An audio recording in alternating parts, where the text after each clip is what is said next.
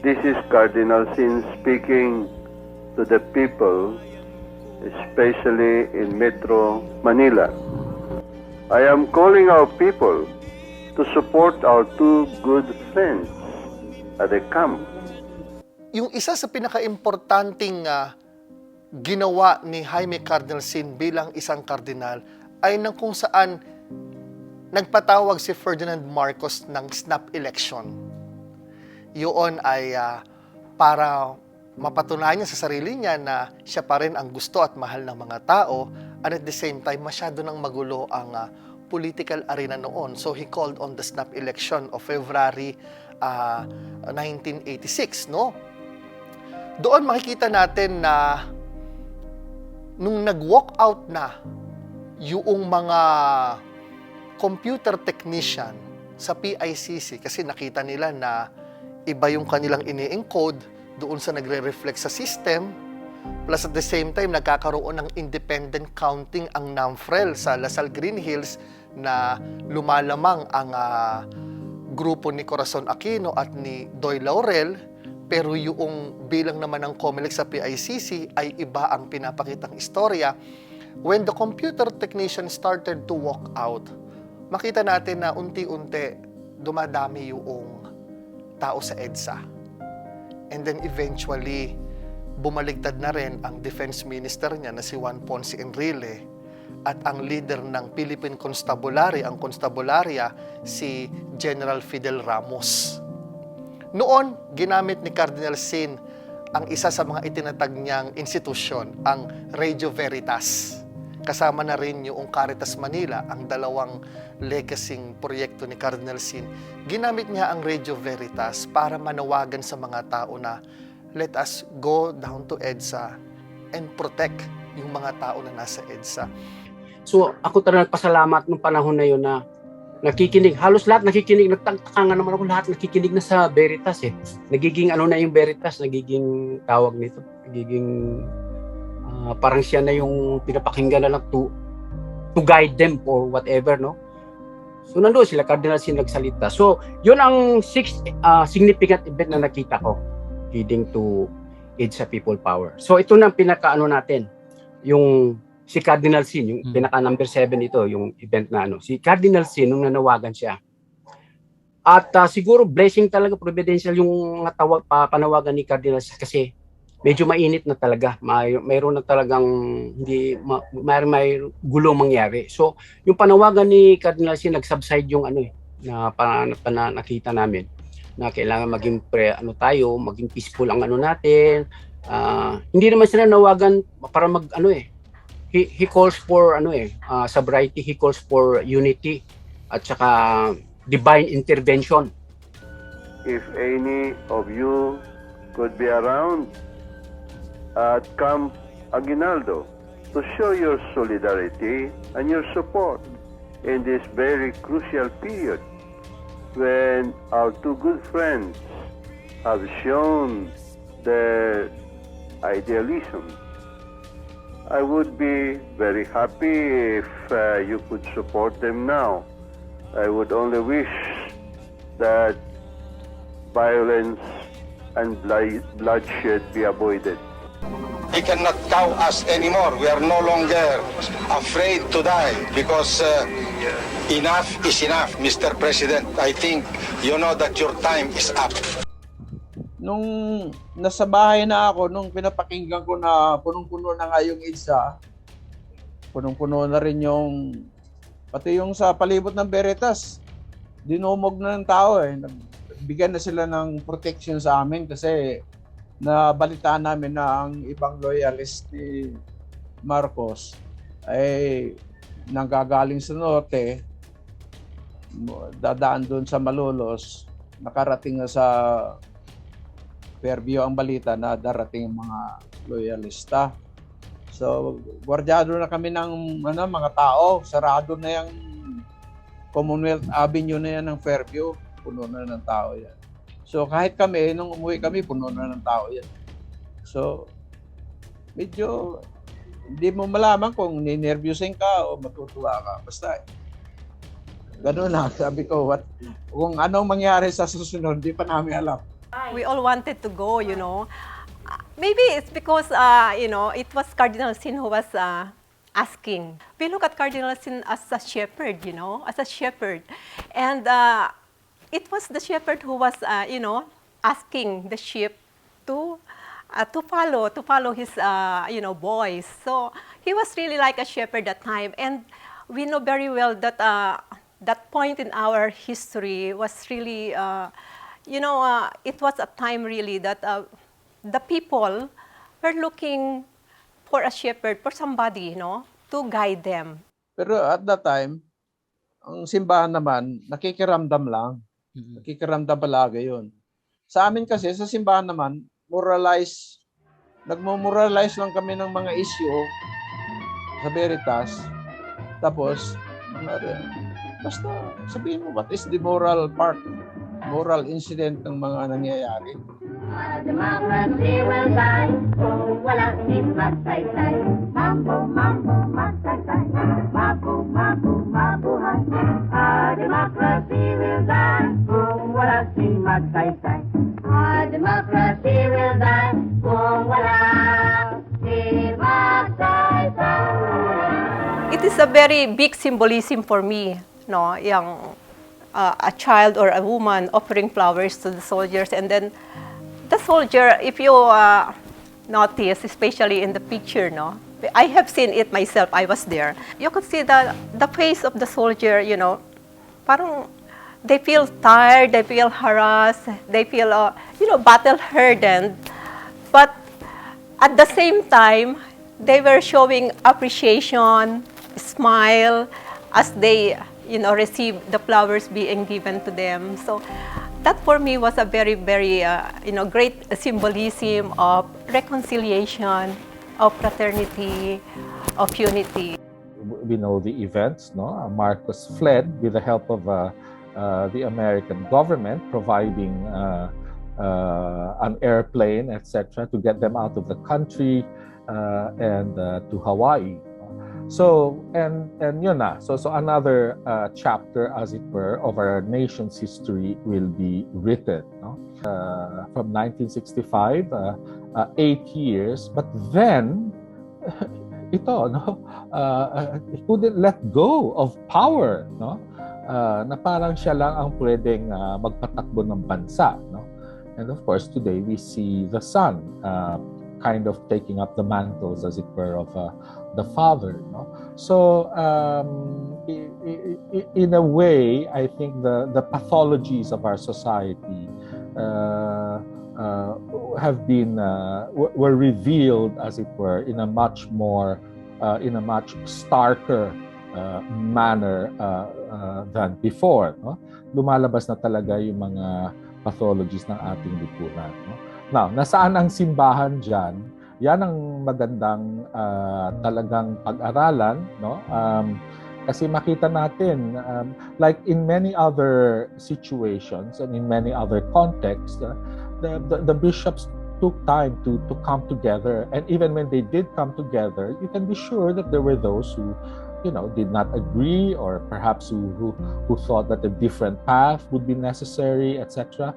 And it's pretty clear. Even the papal nuncio, for example, tried to stop the bishops coming out with a statement, no, with regard to the results of the elections, no. And here, that's why really I think Cardinal Sin played a very important leadership role here, kasi as the shepherd of his flock, you might say, he decided to disregard this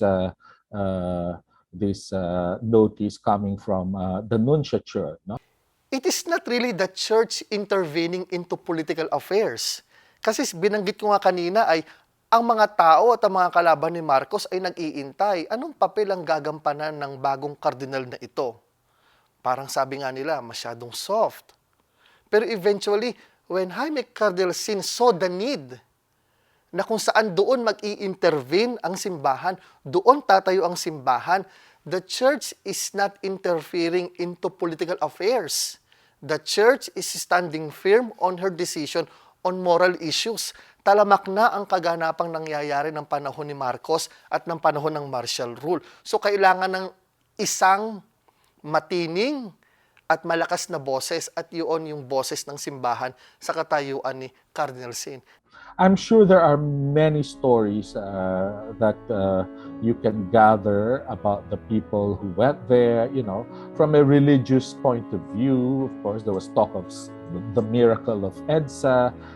From a secular point of view, you might say, from a more political point of view, you might say, no, EDSA did not just happen, you might say, without all those previous, you might say, mobilizations and conscientizations and activities taking place, you know.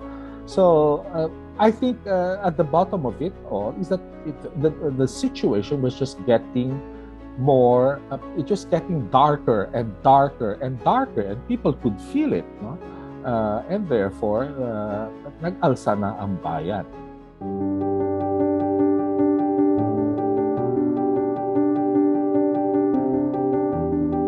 And true enough, pumunta ang taod sa EDSA at alam na natin ang nangyari sa kasaysayan.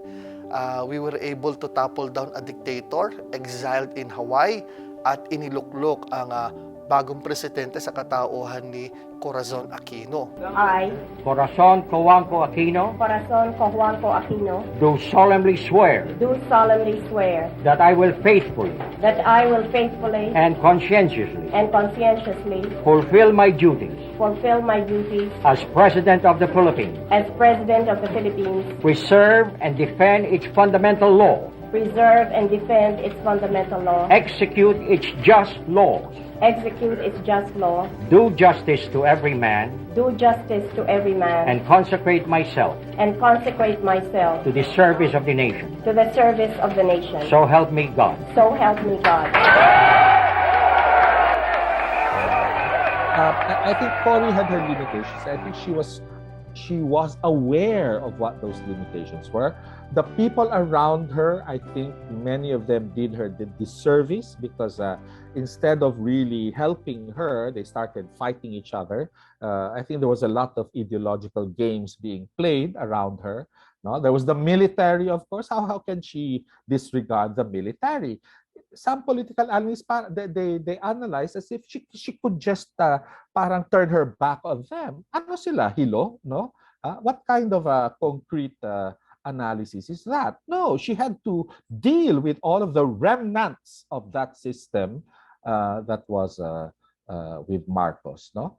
Nung panahon ni Pangulong Aquino, malakas ang kanyang ang impluwensya ng simbahan.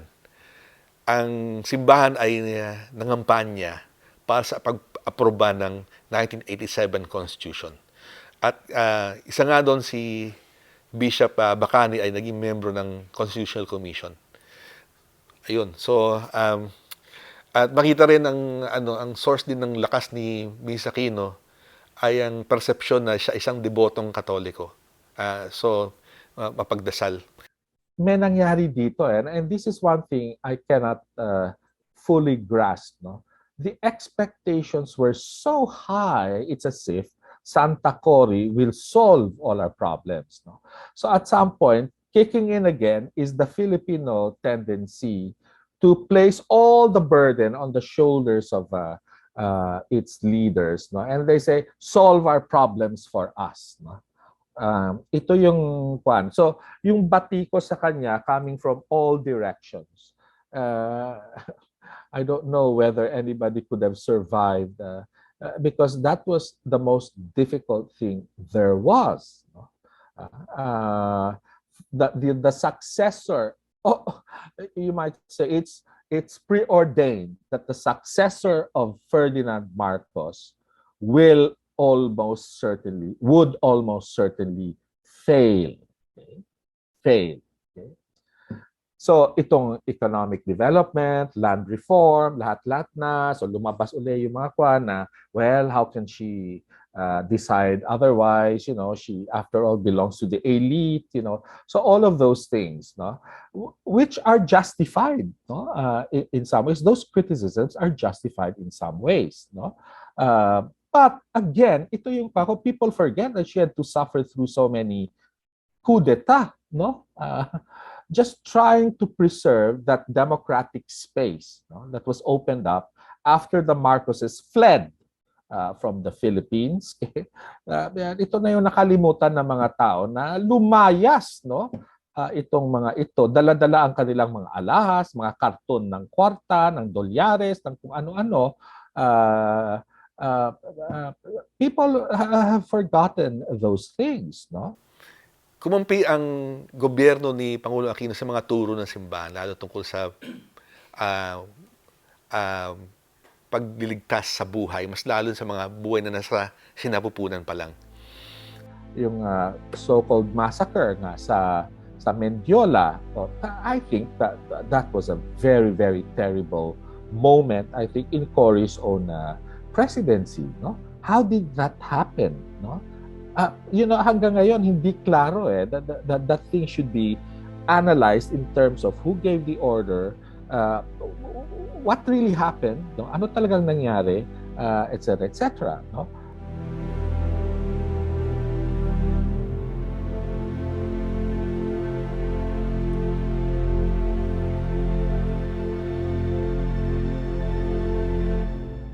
You have all of this, and then the coup d'etat, no? And then the U.S. bases. Okay? For me, that was a great exercise of democracy. What? Cory herself was known to be pro-American. She wanted to retain the American bases. No? But the Senate, etc., decided that no, there was not going to be any extension. Of course, Pinatubo ultimately, you might say, decided the issue for the Americans. No? But actually, if you were to ask our neighbors, our Southeast Asian neighbors, they too wanted the military bases to remain, precisely because those looking forward could see that somehow China was really coming on big on the scene, no, etc. And you needed a countervailing force, no? Classic dynamic, no. And this is frustrating, particularly for our people below the poverty line, kasi yun ang hinahanap nila no? Nagka-urban land reform noon maalala ko, Cardinal Sin, with the help of people like Father Tabora and others, with the Institute for Social, with ISO, with ICSI, I think, Father Jack Carroll, etc. There were so many wonderful laws that were enacted into law. No? But I think maybe on the one hand, we became rather impatient. No?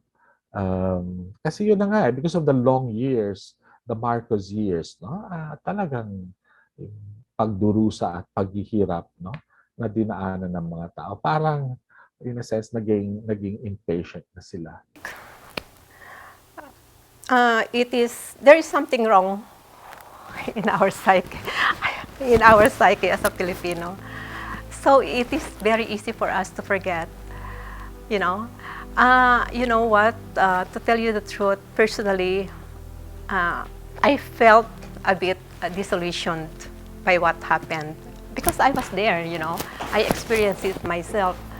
And afterwards, after all the sacrifices, I look at it as something that a grace given by God, and yet we have, we have destroyed it. We have not valued, the grace given to us by God. That was a moment, a shining moment in our life, wherein God has manifested His care, His love for us, and He has given us that particular situation, that chance to change our life. But we have not valued it, no? Sinayang natin. So, and of course we know, so ito, it's like the Philippine Revolution in 1896 to 1898, and then against the Americans, okay? The reputable historians that we know would say this was a nationalist revolution. Okay? Was the Philippine Revolution a socialist revolution? No. No, it was not.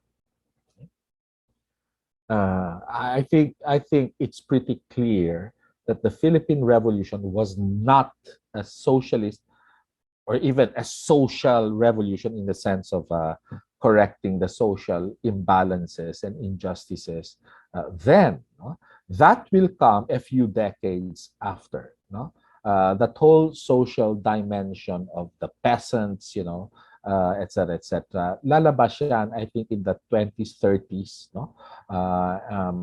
And then the hukbalahap kind of mutating into something that will hold on to a communist ideology. And then, of course, the communist movement itself will be split, no? Between the older ones who adhere to a more Marxist-Leninist line, with the younger, newer ones, you might say, buying into the more Maoist version of a communist ideology, etc., etc. No? So, itong expectations natin sa kung anong nangyari sa EDSA, was that a social revolution? Hindi klaro sa akin na ganun nga. I think it was a revolution to oust a dictator. It was a revolution to bring back that democratic space so that people then can come and once again be able to talk to each other, legislate, reform, move, act, decide, etc. And really, we have to see that when we look at Cory, we also have to look at Ramos, no? These two administrations, no? Kasi hindi pwede with the new constitution in 1987, was it? Klarong-klaro na ang bayan, it will take time for things to really for us to really pull ourselves up once again and move in a direction that will bring peace and progress and prosperity to our people, no? Hindi pwedeng 6 years. Okay? Ito ang kuwan ko minsan sa mga political analysts, sa mga kuwan, etc., etc.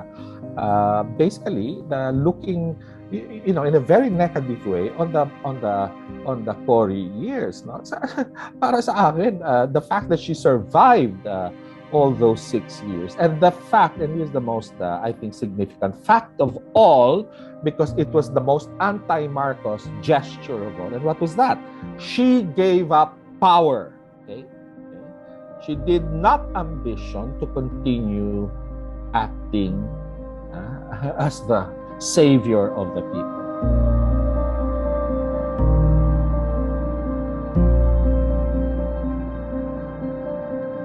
Yung susunod naman na Pangulo ay si Pangulong Ramos.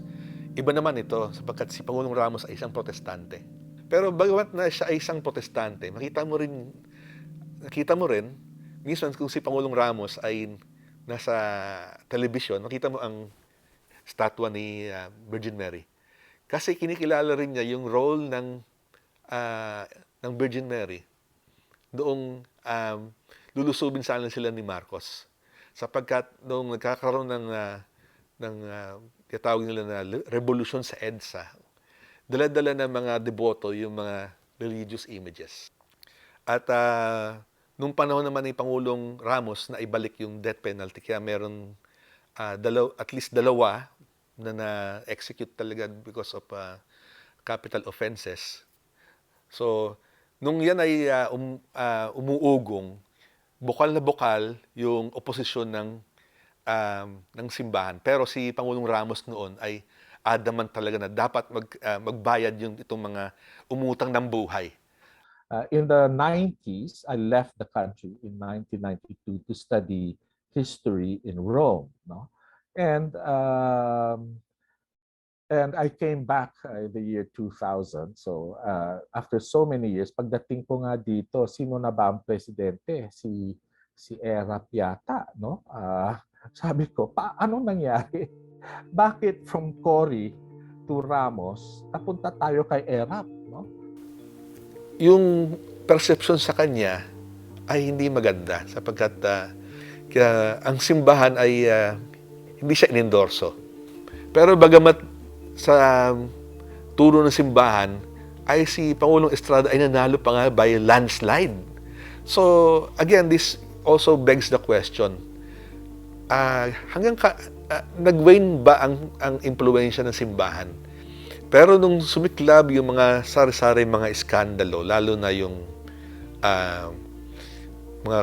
mga allegations tungkol sa weteng, tungkol sa korupsyon, openly kumampi ang simbahan sa mga tutol kay Pangulong Estrada at doon naganap niya tawag ng EDSA 2. At inendorso pa nga naman ni Cardinal Sin yung si Vice President Gloria Macapagal-Arroyo.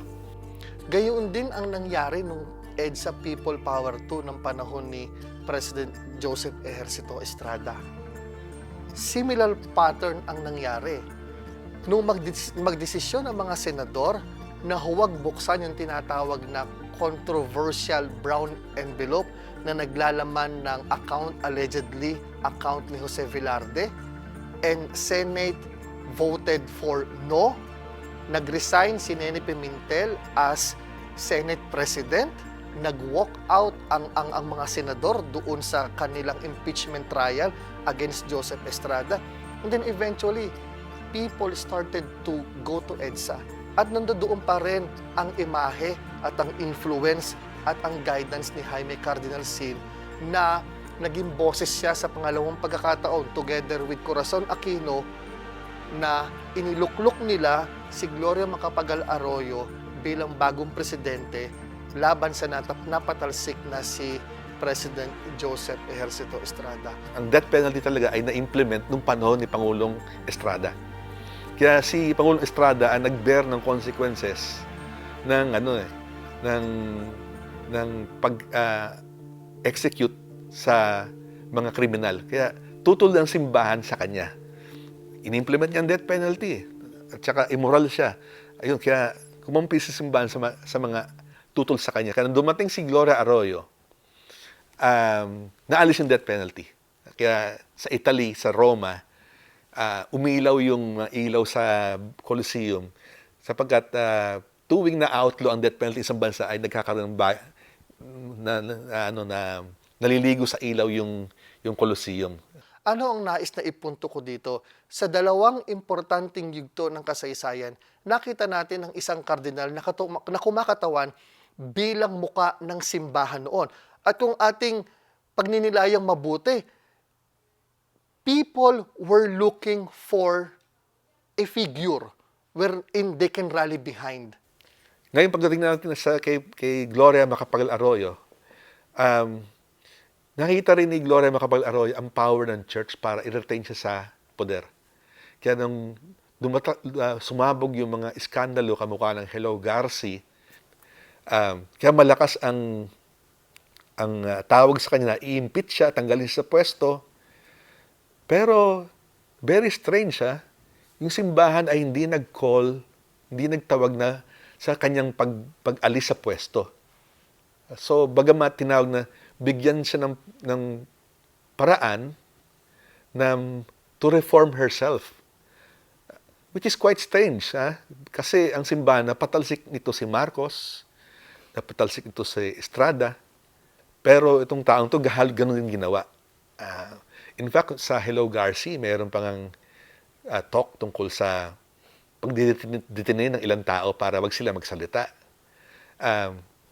Pero sa halip na tawagin ang pagpatanggal o pagbaba ni Mrs. Arroyo, ay sinabi na give her time to reform herself. At sabi na wag nang pumunta sa EDSA kasi pagod na yung tao. So, bakit sinabi ng simbahan yun? Bakit sa dalawang pangulo, sila ay dapat matanggal, itong si Gloria Arroyo hindi? Which is an irony, Irony. Pagdating naman ni Benigno Aquino III, inaasahan sana, ganun sana rin ang approach na ito naman ay anak ng isang tao na friendly sa church, kaya dapat ganun din. Yung RH bill, ito'y lumabas sa ilalim ng kanyang panunungkulan. Malakas din ang impluwensya ng simbahan. Iba ang pananaw ni Pangulong Aquino, Pangulong Noynoy Aquino. Ang RH bill ay naging batas. Meron mga panig sa simbahan na gumawa ng paraan na i-defund yung reproductive health law. Huwag bumili ng mga gamit, mga gamot para sa artificial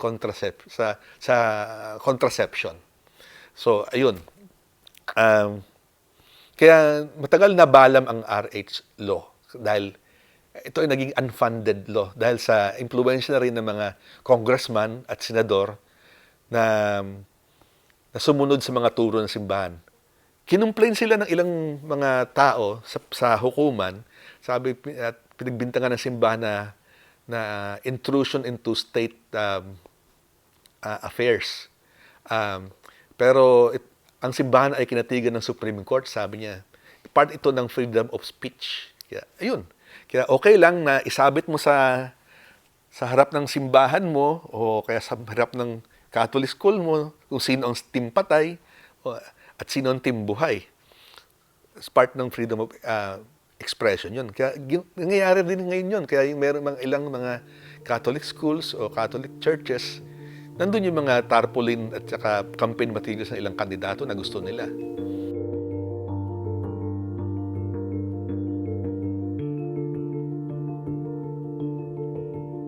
Well, there again, I'm not a moral theologian, okay? So let me qualify my statements right there and then. We must, para sa akin, we must really be able to make a distinction, okay, between what the church teaches, okay, and certain moral, ethical questions that are de rigueur for Catholics. Okay? Yeah. Now, in the political realm, what the Catholics can do is influence the political process. Okay? Ibig sabihin, hindi pwedeng magdikta ang mga obispo sa mga taong sa gobyerno, sa tao ng gobyerno. Kung ano ang ile-legislate, kung anong desisyon ang gagawin, kung ano ang... That's not the way it goes in a democracy that has clear boundaries in some way between church and state. No? The state is not to favor any one church, any one religion. Okay? But the church is free to move and act and decide within its own sphere. So the problem here is how the two relate to each other. Okay? And the way they relate to each other, church and state, is through that political process where Catholics come in and they try to influence their elected officials on how to legislate things, etc., etc. Okay? Now, ang kuwang ko dito, para sa akin, siguro ang temptation ng simbahan dito ay, I remember this discussion. I think it's an understandable fear. Okay? It's an understandable fear on the part of our leaders in the church. And what is that? They are afraid that our people will make the wrong decision, will make the wrong choice. And what choice is that? The integrity of human life, no? From conception to, from womb to tomb, etc., etc. No? Klaro din actually ang turo ng simbahan. Pero ito yung punto, sa prosesong politiko, ang tanong dyan, kung ganon, sa mga obispo natin, sa ating sarili, bilang mga ako, bilang pare, bilang Jesuit, etc., etc., ginawa ko ba ang lahat-lahat para mahubog, no, ang konsyensya ng mga kasama kong Katolikong Pilipino, my fellow Catholics, no? Who are the ones who should be involved in the political process.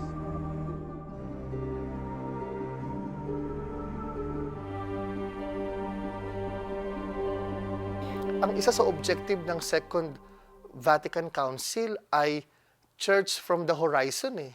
So tinitingnan dito ang simbahan sa ekonomiya, ang simbahan sa lipunan, ang simbahan sa politics. So yung simbahan hindi lang siya nakakulong doon sa theological and spiritual development ng tao.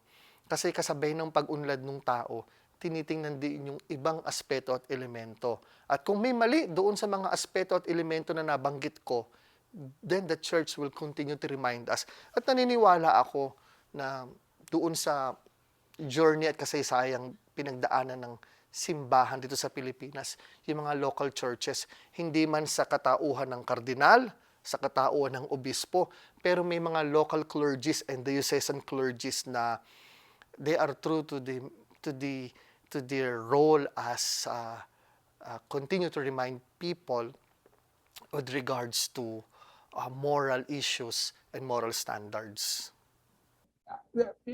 By nature, okay, I would say, institution. So we're talking of the church as an institution. And by nature, the institution has a very strong conservative streak. And I do not mean that as a criticism, you understand? It's just the way things are, the way institutions move, no? Mabagal ang mga institusyon. Okay? Kasi you're not just talking of one or two people here or of a group of people. You're talking about huge numbers of people, no? And the structures also, the decision to use them or not to use them, that also takes time. Like I know certainly, like the bishops, for example, they really try to arrive at consensus, no? Kaya mahalaga yung consensus building eh. Of course, individual bishops can say things, for example, decide things for their own local dioceses, no? Pwede nilang gawin 'yon eh. Pero hindi nga eh, hindi kailangan yung buong simbahan ang gumalaw dito, no? At saan natin, where do we see the church, you might say, as an entity together? Okay, it's when the bishops come together, when they gather, okay, and when they talk and discuss and listen and pray and decide, no, etc. Kaya mahalaga yung mga, alam natin na our bishops meet twice a year, no. So and there is the CBCP nga structure, no. So and it takes time for that structure to function in a way that moves, no, and acts and decides, you might say. Ang daming inputs kung minsan kailangan yan. The church, for example, and the relationship of segments of the church or parts of the church with extreme left groups, no. Ito yung bali yung tinitira, no. So some of it basically unjustified in the sense that, well, if the Catholic social teaching of the church makes you fight for social justice, ang tingin kaagad ng mga militar dyan, kuwang ka, no? Komunista ka, no? Etc., no? Which is not necessarily the case. Although, I think also, though, and here as historians, we have to face the facts in terms of whether, and I think there were attempts to instrumentalize the church, no, by extreme left groups, no. Maingat ang mga obispo diyan kasi hindi sila pwedeng maging masyadong maingay about that kasi people's lives are at stake, no.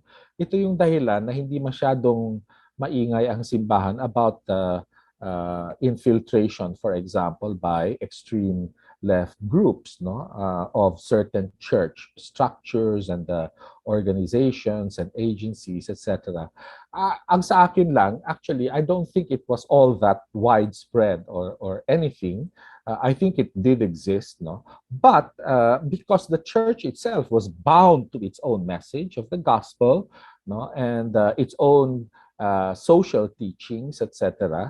Walang magkakasala ang simbahan kapag hindi siya titingin dito, no? Kapag pababayaan niya itong mahalagang bahagi ng mensahe ng Panginoong Jesus, no?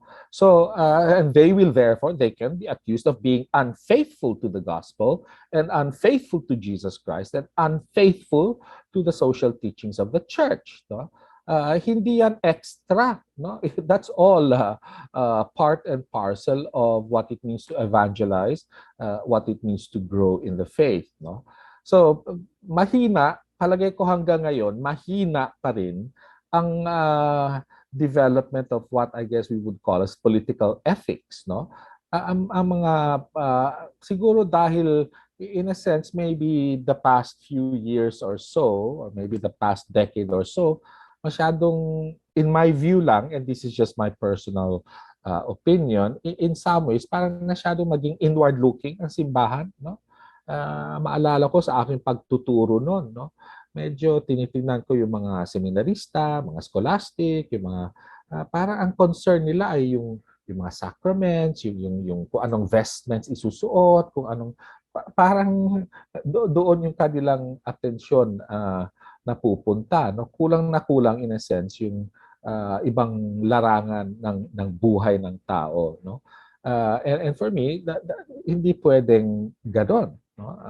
Kulang na kulang kung ganon ang patakaran ng simbahan, no? The way the church moves and operates and fulfills its mission. And of course, you have the state. Now, the state, many people in the state, the people who've been elected, etc., are also themselves Catholics, no?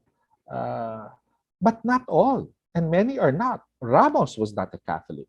You understand? Okay? Si Duterte, Katoliko ba yan? I think he admitted he's not. Maybe he's a follower of Kibuloy, no? I don't know, no? But sa akin, they are in a situation, they occupy a certain space that cannot be occupied by the church in the same way and in the same manner, just as the state cannot occupy the church, the space of the church in the same way and in the same manner. Okay? So kaya kahit sa panahon pa ni Marcos, mayroong mga phrases tayo naririnig like critical collaboration, you know, etc. When nagkakaisa ang church and state kapag pareho ang kanilang layunin at papareho ang kanilang gustong gawin, no, in terms of the activity of reaching that goal, etc. Or sometimes they agree on the goal, but maybe they differ in the ways of reaching that goal. No? So dito, at hindi ko alam if we have been successful in educating and forming our own Catholics, our own Christians, about that political process. At mukhang paulit-ulit, ngayon ito na naman. No? I think this is the big question again. No?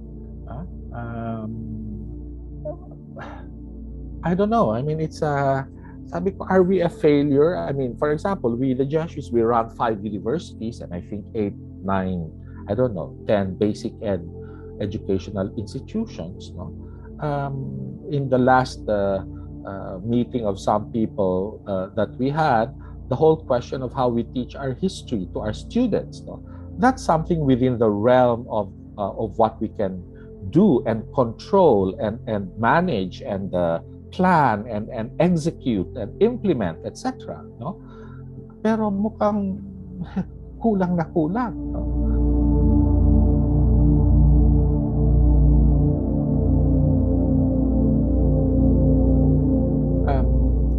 It's that linking of church and state through constitutional political processes. It seems to me that this is not working. And why it's not working is something that I cannot fully grasp or analyze. No?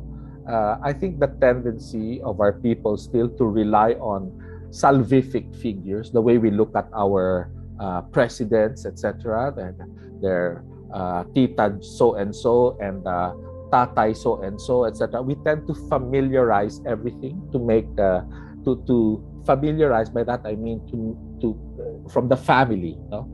We tend to make into a family okay, which has its own dynamics, etc., etc. Something that is on such a broad scale as a state, as a government, no, etc., na it doesn't work, I think, no.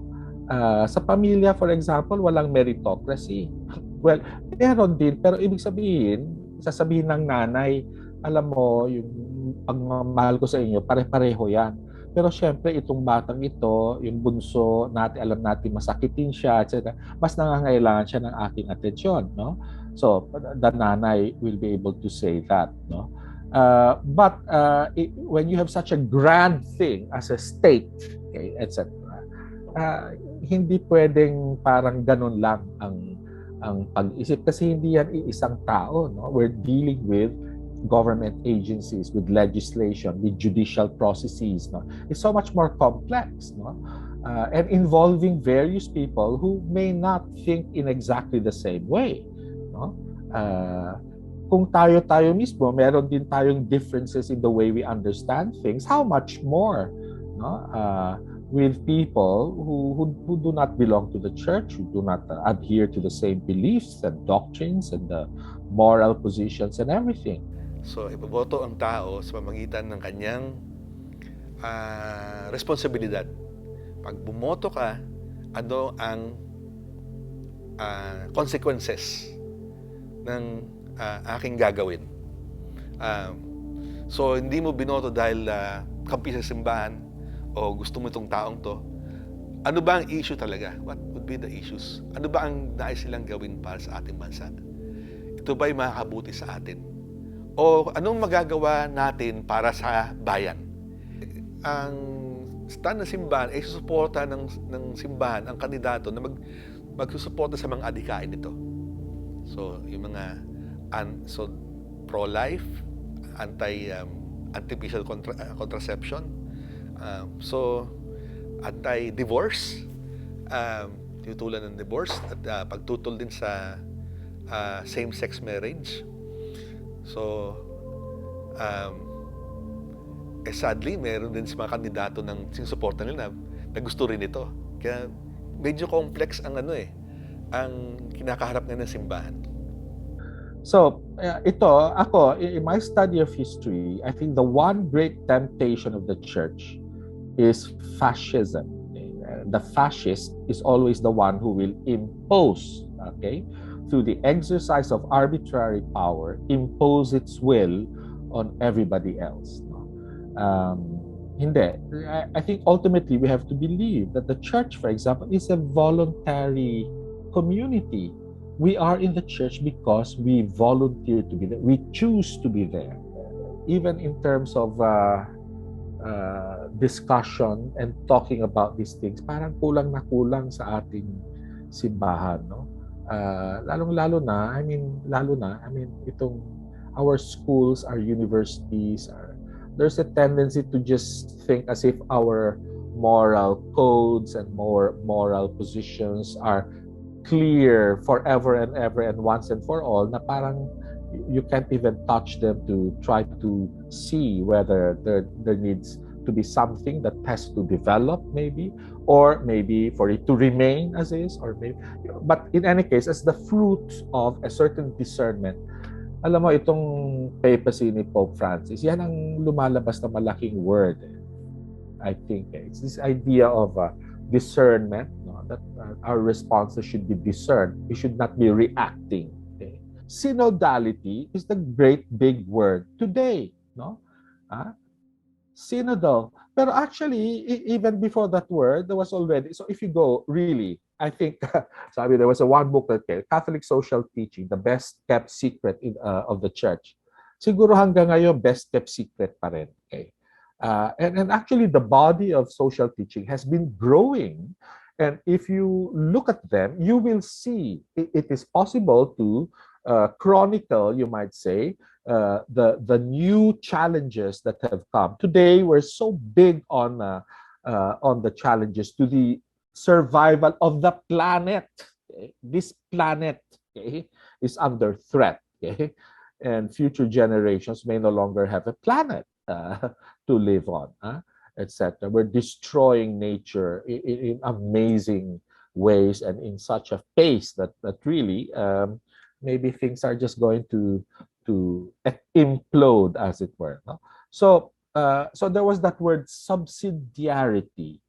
This was a big word when I was studying moral theology and Catholic social. This was a big thing.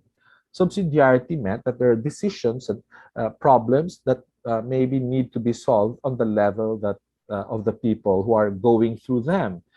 Only kung talagang mahirap, maraming problema, maraming difficulties, na i-elevate mo dyan. No? And then kung dito wala, then ganon. But subsidiarity means you let. That's why the basic ecclesial communities, for example, were an example of precisely this principle of subsidiarity. No, people coming together to pray, to talk about their problems, to try to arrive at some consensus about what they should do, what they should decide, what actions they should take, etc. The BECs were supposed to be that. It's the church, you might say, in action and concretely in the local situations, no, that they found themselves. No?